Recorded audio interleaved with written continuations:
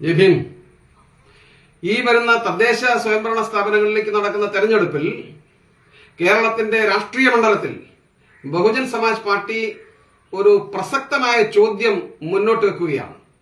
കേരളത്തിലെ LDFും UDFും BJPയും അടങ്ങുന്ന മുന്നണികൾ, രാഷ്ട്രീയ പാർട്ടികൾ കേരളത്തിലെ വ്യത്യസ്തമായ നിലകളിൽ സ്ഥാനാർത്ഥികളെ നിർത്തി മത്സരിപ്പിക്കുമ്പോൾ സംവരണ മണ്ഡലങ്ങളിലല്ലാതെ ജനറൽ സീറ്റിൽ ഏതെങ്കിലും രാഷ്ട്രീയ പാർട്ടികളോ മുന്നണികളോ പട്ടിക വിഭാഗക്കാരെ, പട്ടികജാതി പട്ടികവർഗ വിഭാഗങ്ങളെ ജനറൽ സീറ്റിൽ നിർത്തി മത്സരിപ്പിക്കുന്ന ഏതെങ്കിലും രാഷ്ട്രീയ പാർട്ടികൾ, ഏതെങ്കിലും രാഷ്ട്രീയ മുന്നണികൾ, CPM, CPI, BJP, കോൺഗ്രസ് അടക്കമുള്ള ഏതെങ്കിലും രാഷ്ട്രീയ പാർട്ടികൾ ഏതെങ്കിലും ജനറൽ സീറ്റിൽ പട്ടിക വിഭാഗക്കാരെ പരിഗണിച്ചിട്ടുണ്ടോ, അവരെ മത്സരിപ്പിച്ചിട്ടുണ്ടോ എന്നുള്ളത് പൊതുജനങ്ങളോട് വ്യക്തമാക്കേണ്ടതുണ്ട്.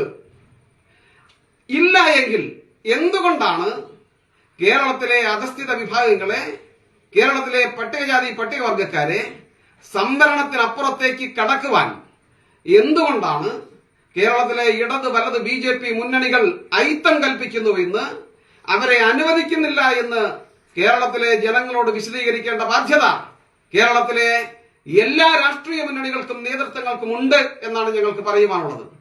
എത്ര സ്ഥലങ്ങളിലാണ് ഇവിടുത്തെ മുഖ്യധാര രാഷ്ട്രീയ പാർട്ടികൾ ഈ വിഭാഗങ്ങളെ മത്സരിക്കാൻ അനുവദിച്ചിട്ടുള്ളത്, അവർക്ക് സീറ്റ് കൊടുത്തിട്ടുള്ളത് എന്ന് പറയുവാൻ ഇവിടുത്തെ പ്രഖ്യാപിതമായ രാഷ്ട്രീയ പാർട്ടികൾ തയ്യാറാവേണ്ടതുണ്ട്. ഈ ചോദ്യം ബഹുജൻ സമാജ് പാർട്ടി ഗൗരവതരമായി കേരളത്തിലെ രാഷ്ട്രീയ നേതൃത്വത്തിന് മുന്നിൽ ഉന്നയിക്കുകയാണ്.